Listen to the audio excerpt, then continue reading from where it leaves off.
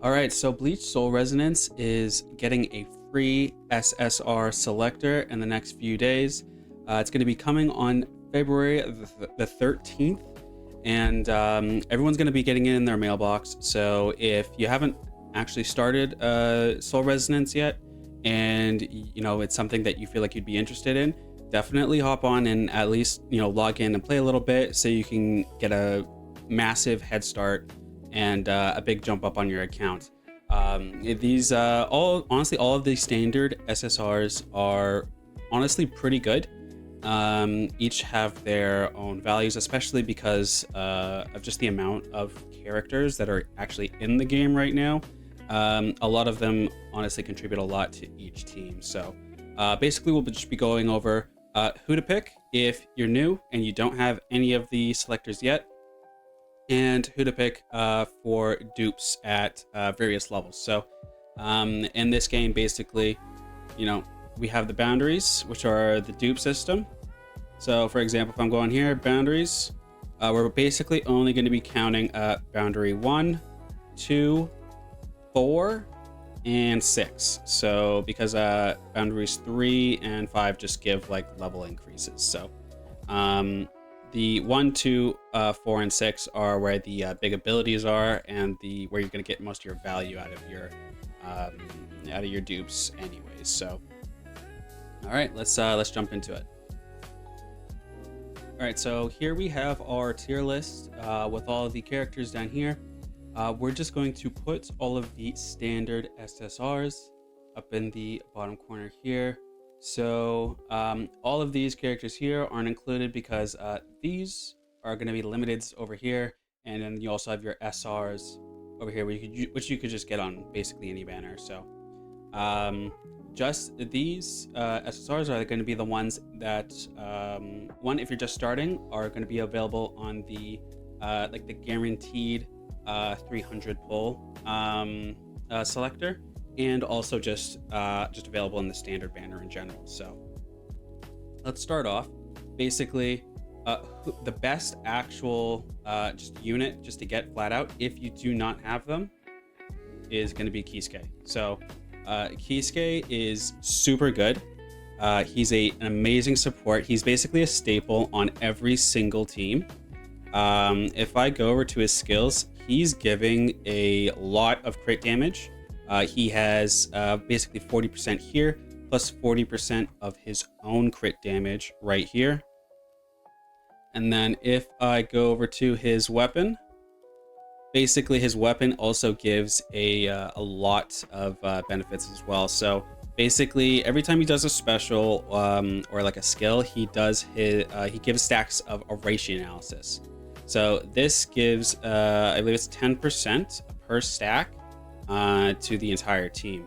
So by default, it's 3. With this, it's 6. So he's giving 60% attack and a like whopping bunch of crit damage. So right now I have, let's see, I have 100 and 180 basically, 180% crit damage on my Kisuke. So he's giving a lot of crit damage. He benefits like basically every team. He has a couple of like slash only kind of things here. Yeah, like his first boundary is going to be an extra 10% slash damage for ratio analysis, which is good definitely for slash characters. But with just the state of supports in the game right now, the SR supports are really good. Like Rangiku is really good. Yatri is really good. Or Hime is okay for a healer. She's not bad, but Momo's really good. But Kisuke is the only SSR support. So and he's pretty much the only universal support because everybody else buffs like a certain typing. So you're just going to be using him everywhere, and he provides more buffs than literally any other character in the game. So definitely a first pick if you don't have him. If you already have Kisuke and you're looking to pick up another character, I'm going to put in S tier Yoruichi and Kaname. So basically the Yoruichi is a strike DPS, and Kaname's a thrust tactic. So both are like must-haves on each of their respective teams, just because there's not really many good replacements for them yet. For thrust, you do have Uryu. So Uryu's okay. He's a thrust tactic. Because he is an SR, he does only give 15% compared to Kaname's 30, but he's still pretty good for an SR. But Kaname is honestly just leaps and bounds above him and basically everybody on thrust except for Gin, obviously, but he's a limited. So, but he's doing a lot of damage. He's giving you, you know, the wound stacks, which is DOT, and he does a lot of damage with this. So yeah, when releasing the ultimate button becomes active again.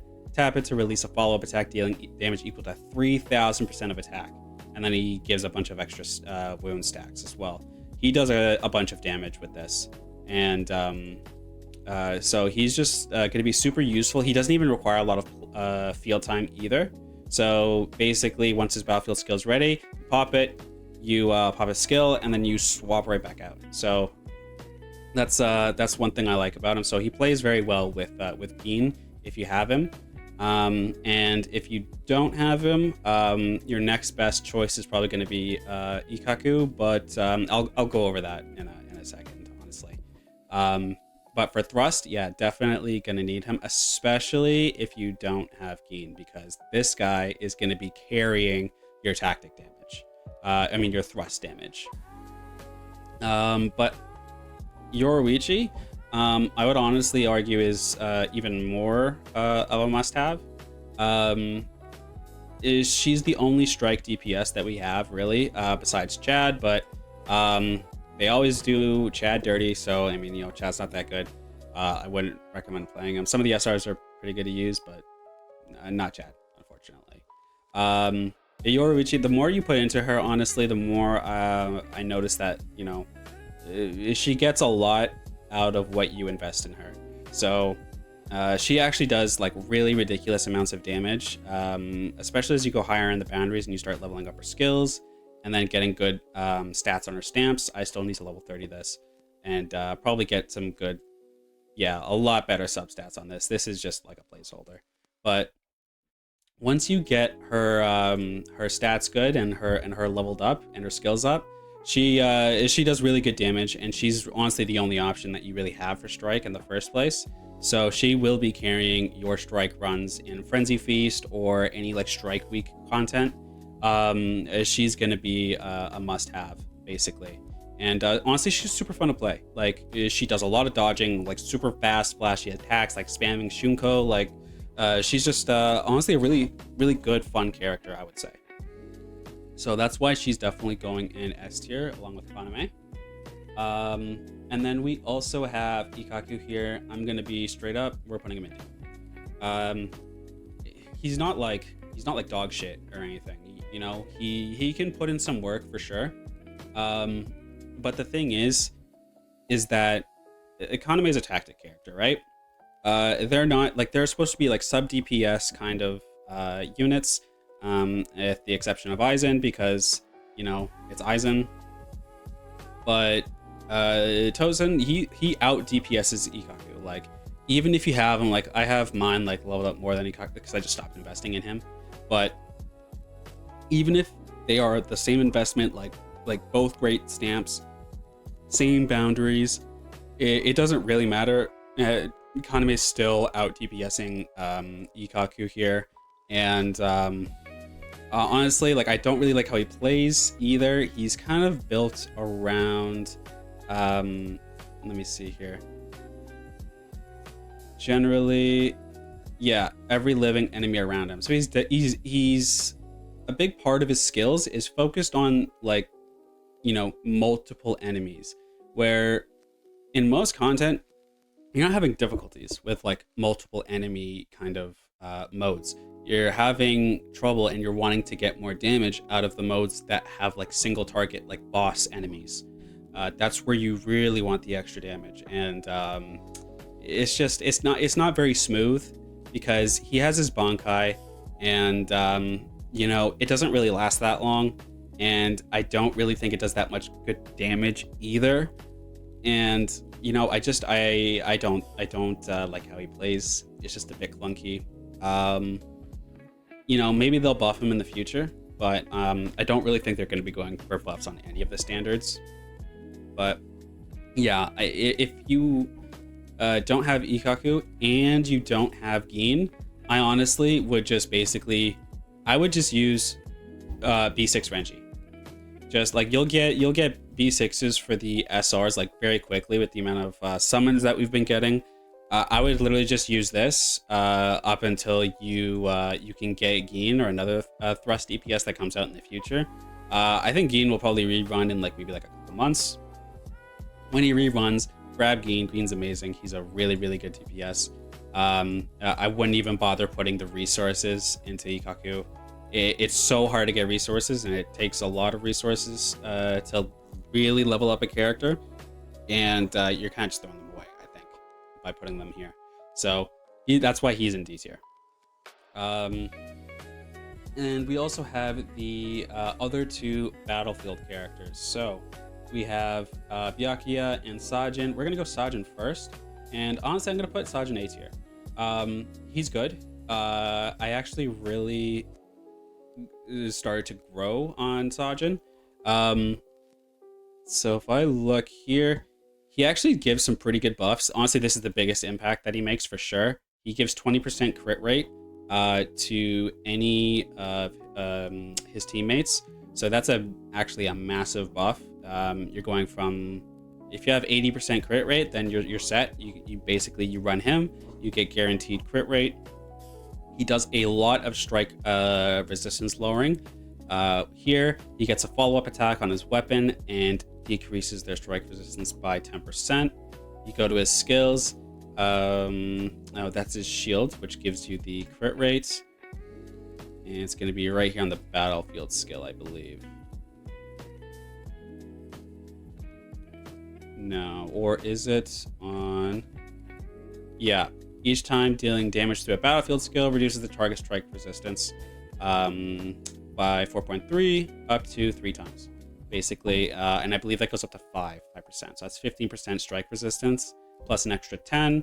Plus we have a stamp here. This reduces it even more. So by an extra 7.5 plus another 7.5 after that, so another 15%. So that's a lot of strike resistance that he is lowering, allowing Yoruichi, which you're going to be running him with, to do a lot more damage. So he helps a lot. He's actually pretty useful. A lot of people talked really bad about my boy Sajin here, when the game first started to come out. But I think a lot of people did start to kind of realize, he's actually pretty good. So I'm definitely going to put him in A tier. And yeah, Byakuya goes B tier. This is not just because Nell is going to be coming out, but it is just because he honestly just doesn't mesh that well, I would say, with the best slash just a DPS in general, Kenny. He doesn't work well with him at all. His rotations are kind of clunky. Basically, you're using his battlefield skill constantly, basically just to send out these attacks up until he gets it to 0, and then you do the follow-up. But the thing is, the battlefield skill itself and the follow-up do 0 damage. His kit is basically built around being in Bankai, because we have in Ultimate, which is his Bankai, reduces their slash resistance, so that's built around his Bankai. We also have, let's see, I think it's on his stamp where he gets extra. Yeah, so ultimate charge rate, so they want you to get his Bankai. Passive skill Senka, they want you to get his Bankai. Weapon, I think this also gives Piercing Blade. This is the when you hold down the basic attack after you build it up and the Bankai. More on the Bankai. You go to his boundaries. After he releases his ultimate and his Bankai, he gets more spiritual pressure. Sure, you don't have to build up as much. And also in Bankai, you know, it's just built so much around it, and it still does nothing. It does like no damage. It's really clunky because you kind of have to go into him and then do a bunch of basics, and like, you know, the Bankai tech inside the technique, and it doesn't really do anything. It doesn't really do much damage. You know, you're reducing a lot of slash resistance, but he's not also offering anything other than that as well. Like, at least Sajin, he is giving you crit rate, plus defensive capabilities, plus other stuff, as well as, you know, a little bit of damage. He's just giving you a little bit of damage, and it's more clunky to play, you know? So if they raised his numbers so that they either did more damage or he did other things other than just reducing resistance, he would be, I think, a lot better. I think the biggest thing is they just need to make his Bankai actually worth it, because at the moment I don't really think it is. So yep, this is if you are just looking to pick up an actual character, like no dupes. This is how I would rank him personally. I think this is really good. You know, I think this is pretty accurate, especially with the fact that, you know, Ikaku's been replaced, Byakuya, he's been replaced, and you know, Sajin, Tosen, Kisuke, and Yoruichi, like, they're really not in a position to be replaced. We have no idea when Grimjaw is coming out. He could be delayed again. He could be after now. So in the meantime, Yoruichi is a great strike DPS until he comes out. So, and honestly, Yoruichi is just a sick character. And then Kisuke is just Kisuke. He's just a very easy, like, SS tier, 100%. But for boundaries are honestly a different story. So the boundaries, some of these characters have some really, really good value out of them. Some of them not so much. So we'll go over very quickly, basically, B1, B2, B4, and B6. Best ones to go for if you already have all the characters and you want to go for dupes. All right, so for B1, we have a lot of honestly pretty valuable B1s here. So let's just get right into it. Honestly, I'm going to start off. Sajin is SS tier. Sajin's B1 is so good. So I'm going to go over here, show you his boundary 1. While Kamura's shield is active, the shielded character gets crit damage by 40%, increased by 40%. So he's giving crit rate 20% here and 40% crit damage, in addition to all his other buffs. That just kind of rounds him out and just makes him super useful to run. Especially with like someone like Kisuke, who's already increasing crit damage. You're just getting so much by running him, Yoruichi, and Kisuke. He just does a really good job of just kind of coming in, do his battlefield skill, do his technique, give you that shield, pop out. You know, so some really good buffs. He honestly plays pretty well, and this will give you like a lot of extra damage support for Yoruichi. So if you already have Yoruichi, which I would recommend that, you know, you get the characters first, maybe except for Ikaku. Get all the characters first, then go for dupes. So that way you can kind of get the most out of each character. So, you know, you'd run Kisuke, Yoruichi, him, B1. It's just, it makes it so much more useful, and it makes it a lot more worth it to run him and build him up. All right, so for number 2, we're gonna go Yoruichi, and we're gonna put her into S tier. So her dupes are not bad. We'll go over here. Basically, it allows her to get a lot of extra spiritual pressure whenever she dodges, so an extra 20%.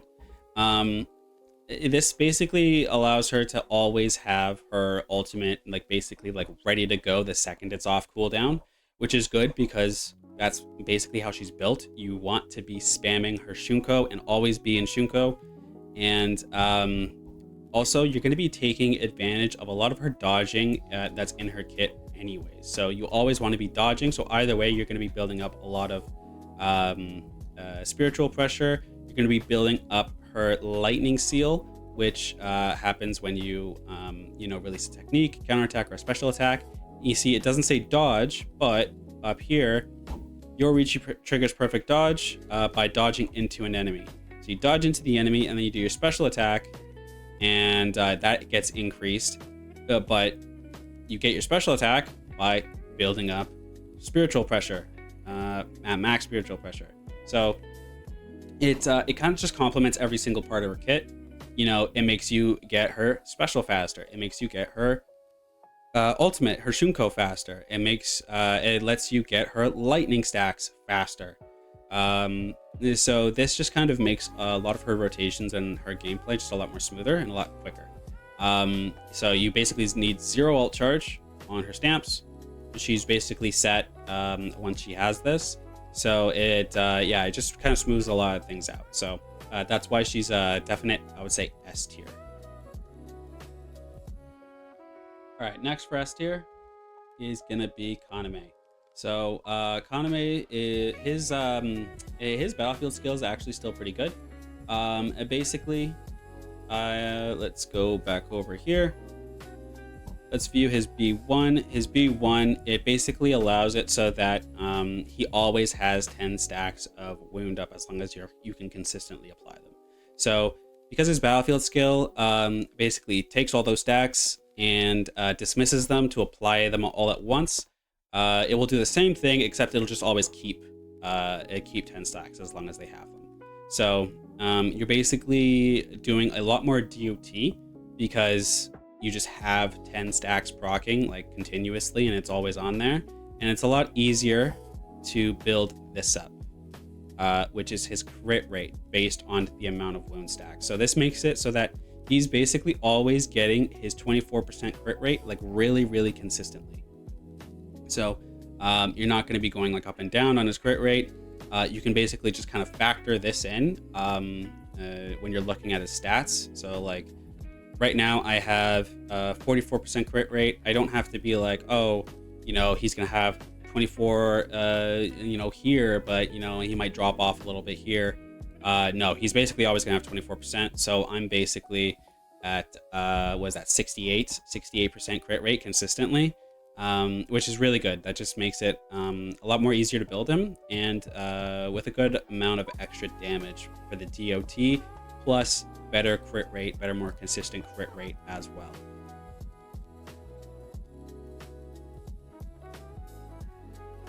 All right, so next we have Kisuke, and you know what? I'm also gonna put him at S tier, and this is, I think he could probably go in between A and S, just depending on what you value him for, and you'll basically see why. So if I go over to Kisuke here, look at his boundary, he gives an extra 10% slash damage upon gaining ratio analysis. So he's buffing slash a little bit extra, which is nice. Definitely very useful if you're running him on a slash team.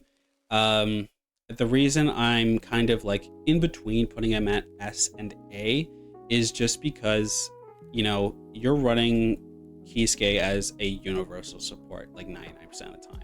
He could either be on, Spirit team with Aizen. He could be on, slash team with either Kenny or Ichigo. Or, you could put him on the Thrust team. He could be on literally any team, and he's basically like a must-have for the Strike team, because your only other option is Nemu, and Nemu kind of sucks. I'm like, let's be real. Her buffs are not that good, especially if you actually compare them to Kisuke. It's like night and day, and she requires a good bit of setup and field time to get going. And that's unless you have her B6. I got really unlucky. I got every other boundary. I don't have her B6 right now, but you can kind of just instantly like hop in and just launch her ultimate and then just swap out.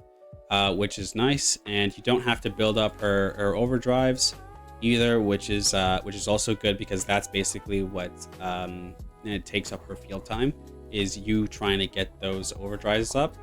So, you know, she's okay, but Kisuke is basically a must-have for almost every team. So it depends on kind of where you value him. If you definitely want to like buff your strikes, or not your strikes, your slash a team even more, then you know what? Then this B1's gonna take you a good bit. It's gonna help a lot. If not, then you know what? It's really not the biggest deal in the world, not the biggest thing to go for. So yeah, he's I'm gonna keep him at S though. You know, Ikaku, I don't think we're gonna go over. We're just gonna keep him down here. And you know what, Byakuya, I also don't think we're gonna go over. I wouldn't recommend putting dupes into any of them at all. So you know what, we can like take a look really quick, and because their dupes are honestly not even that good.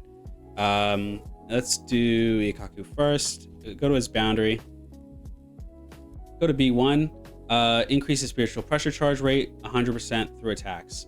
Yeah, this makes him do his special a lot easier. In Shikai, I mean, it doesn't really matter because his Shikai's not doing that much damage anyways with a special attack. But his special attack is kind of a must if you're using his Bankai. But his Bankai's so short anyways, I mean, like, and it doesn't really do that much damage. So it helps, but it's definitely not worth putting extra dupes in him, I would say. And then Byakuya, kind of a similar deal. You basically just get extra spiritual pressure when you get into his ultimate.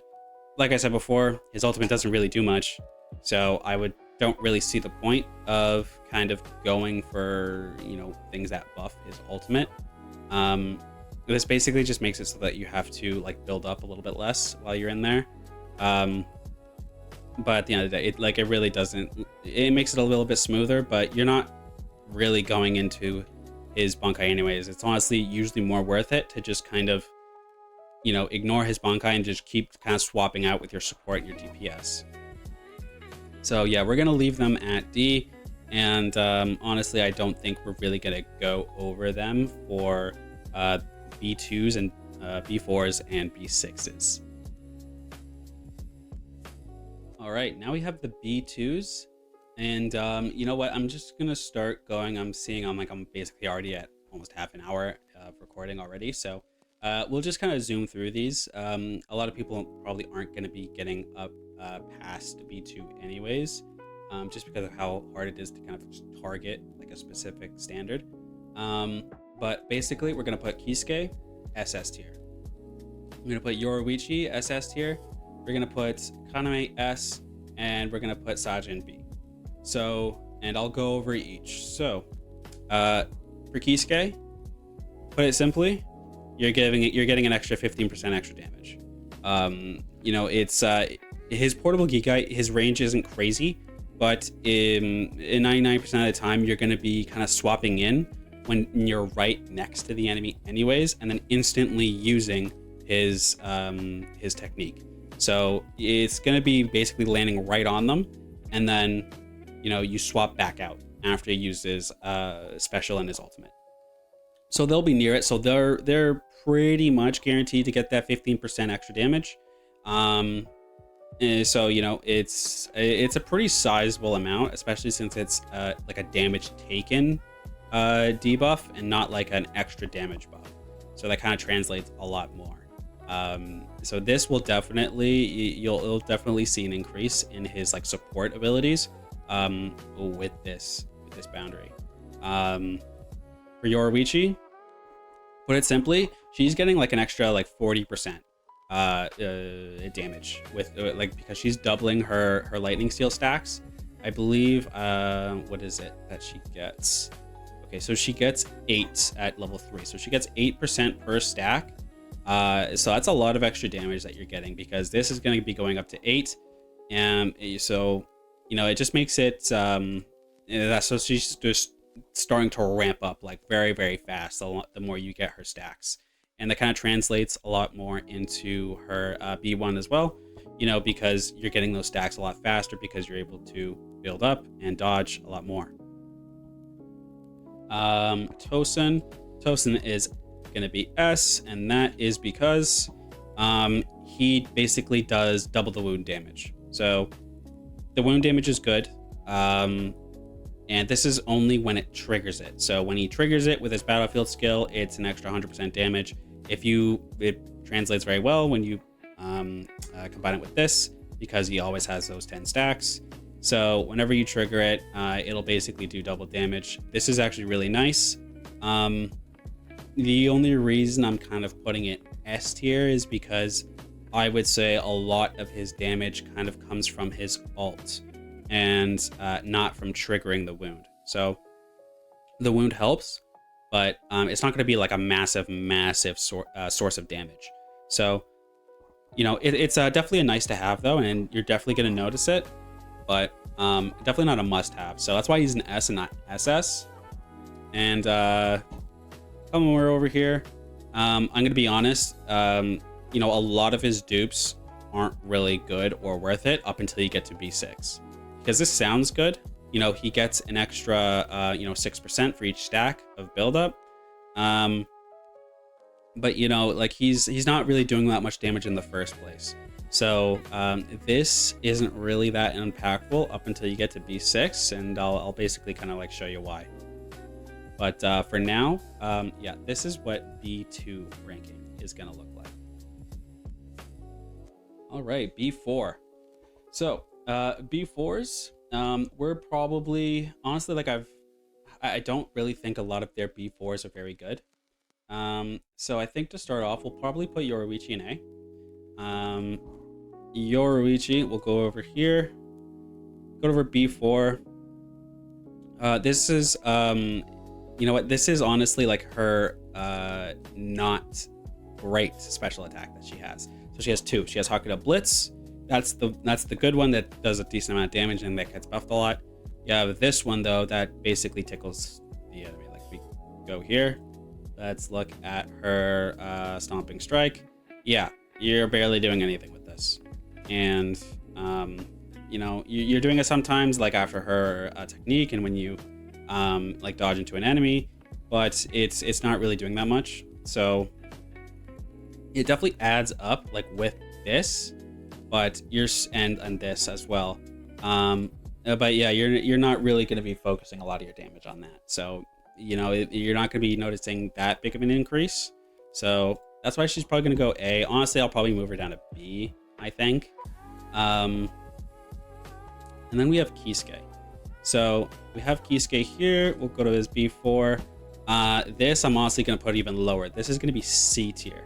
So let's just put them on right here. So let's move her down to B and then put him on C. So the reason that he's going to be C tier is because it sounds nice. Yeah, it reduces the cooldown and of his ultimate, and your ultimate is, you know, going to be his biggest source of support with that massive amount of crit damage. But the problem is that it's not his cooldown that is an issue, because half the time that you're using his ultimate, you can already like have it up and have it ready before that the ultimate you know, even ends. So you still are under the effect of the ultimate when you're ready to pop it again. So if that's the case, then you really don't need to reduce the cooldown even more. It kind of just, you're able to reset it faster, but resetting it faster doesn't really do anything, because you know, you're still just going to be getting the same amount of buffs. So if they extended the duration of his ultimate by 5 seconds, that would be a lot better, because then you aren't going to have to swap in and then worry about doing his ultimate as much. You can just stay in longer with your DPS, which equals more damage. So you know, that's probably what I would say. I would say that this is kind of C tier, because it's honestly, you know, not very useful. And then we have Sajin over here. So B4, it's kind of the same thing, increase in damage, except this is worse because His intimidation skill is basically the one that he uses to give you a shield. This does nothing. This does 0 damage, so there is no point to this. When you're in his Bankai, this is okay. This is good, actually. Problem is you're not using him for damage, and I'm not going to, level him up to B4 just to get a little bit of extra damage on one of his techniques while he's in Bankai. That's it. Like, his Bankai is mainly used for, applying those strike debuffs, the damage taken and resistances. So I definitely wouldn't say these are useful either. So that is why he is going to go in the same tier. He's going to go in C tier. But Tosin's, you know what? Tosin is going to actually go in A. And that's because he does more with his wound. So his ailment damage increases by 100%. So every time his wound ticks, that's ailment damage. Like when he triggers it, that's ailment damage. So it's going to be getting a lot of extra damage off of this, mainly when it's proccing, like, and it's constantly DOTing. So, it's a good amount of damage, definitely. So I would say definitely A compared to everybody else, because this provides the most meaningful impact compared to everybody else and the rest of their kits. All right, last but not least, we have B6. So I'll also just run through this very fast. Basically, Kisuke is gonna go SS tier. You know what? No, he's gonna go S tier. Yoruichi's gonna go SS tier. Kaname is gonna go B tier, and Sajin is also gonna go B tier. So the reason why. So Kaname is in B tier because his ultimate is honestly too short to be able to use this. He gets to use his battlefield skill 2 extra times after releasing an ultimate. This doesn't really matter. It combines well with his extra triggers and his extra wound damage. But when you release his ultimate, you're gonna want to be swapping out of him after you use his in ultimate skill and in ultimate technique. You're gonna want to swap out to Gin or your other DPS right after. So if you're B6ing him, you probably have Gin, you're not gonna get much use out of this. And then if I believe this stays until your ultimate is done. You just have to release the ultimate, but that doesn't matter because you swap out to Gin when you're in the ultimate. You'll barely even be able to have time to get everything else off with him before the ultimate ends. And if you don't have this, that's already up again. His battlefield skill is already up again because you swapped out to Gin already to do thrust damage, which builds up his battlefield skill. So this is not very useful. It's nice to trigger these, his B2s and his B4s, but just at the end of the day, it's just not very useful. And Sajin's in the same tier because this actually makes him do a lot of damage because you're combining the 16 cap stack now with this, the extra 6% per stack. So he's getting a lot of extra damage with his battlefield skill, his Bankai. But the thing is, you're not using him for damage. You're using him, again, for crit rate, crit damage if you have his B1, and strike resistance lowering.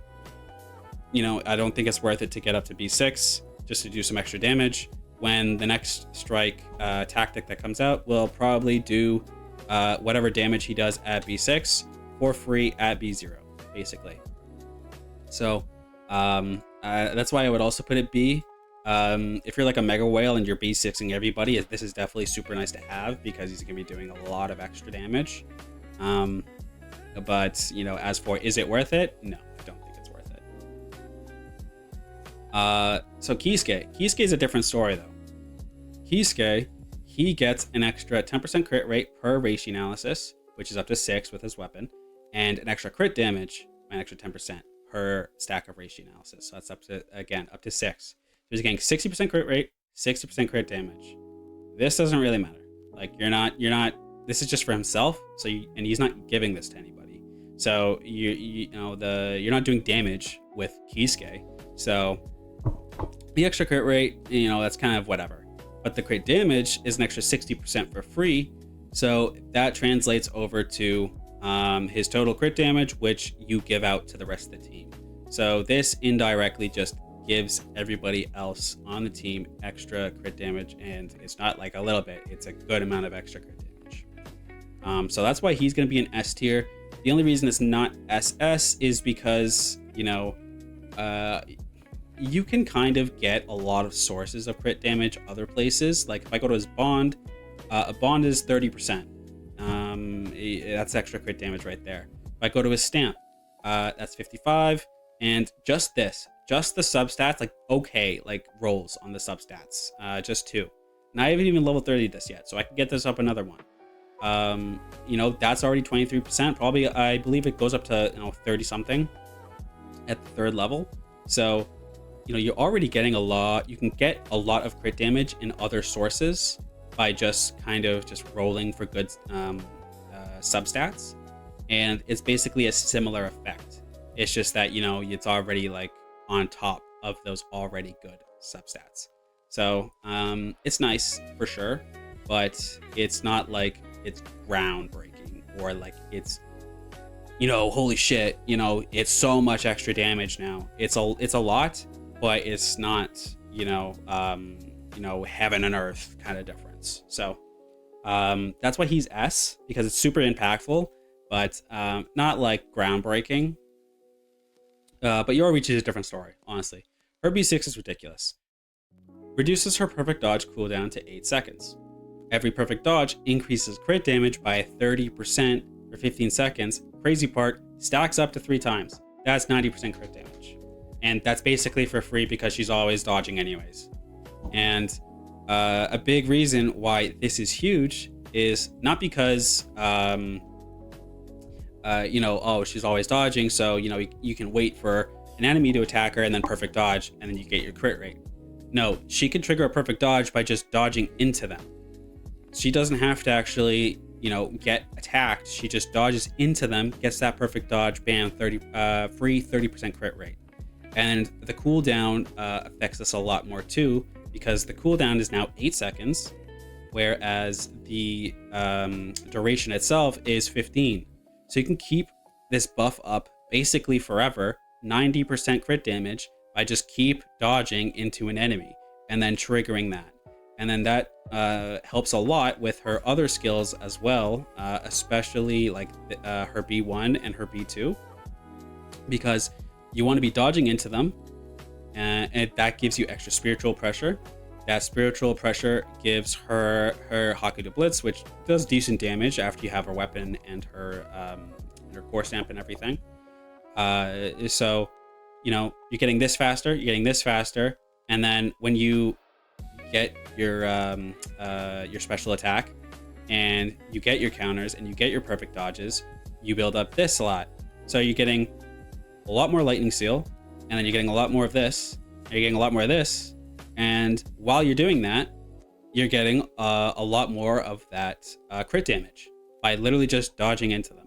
So it helps out a lot, and it gives her her damage capabilities, just like it raises them to a stupid level. So if you get her to B6, I can't even tell when she would be power crept at B6, but it wouldn't be for a long time.